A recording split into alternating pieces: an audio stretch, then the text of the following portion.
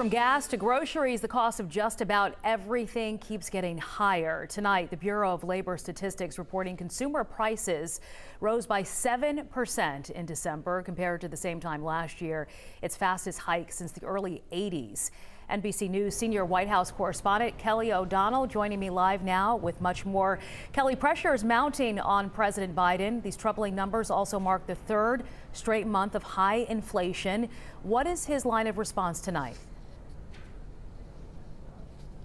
Good evening, Sheba. This is one of those situations where everyone watching us, everybody who goes to the store, can collect the data themselves. People know it, they feel it, they're experiencing it as they're buying groceries, filling the tank, and so forth.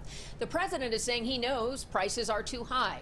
He's pointed to a few bright spots in the economy where jobs are more competitive, which is driving wages up, and the jobless rate has dipped. That is good, but at the same time, the earning power goes down if prices keep going up. So the White House is acknowledging tonight that prices are too high, and they expect that it'll take time, maybe much of this year, for that to moderate.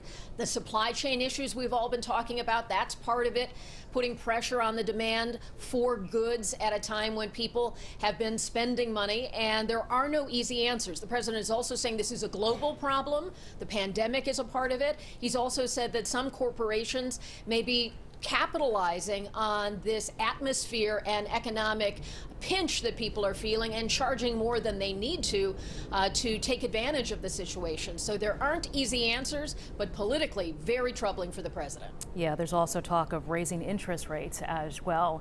Kelly, the president making his strongest push yet in Atlanta yesterday for voting rights legislation. To what degree can he influence the outcome? I'm sure this was so dominant in your community yesterday, and people are still talking about it, I bet. The one real issue is the passion and all of the bully pulpit, as we call it, that the president brought to this issue has its limitations. It's about persuasion, but the president's powers don't let him change the voting rights laws himself, don't let him change the Senate rules himself. So tonight he's going to be working the phones, officials tell us. Tomorrow he's going to the Senate to visit in person with Senate Democrats to try to convince them that this is the time to change Senate rules to allow passage of things like voting rights legislation at a threshold of votes lower than what the Senate currently allows.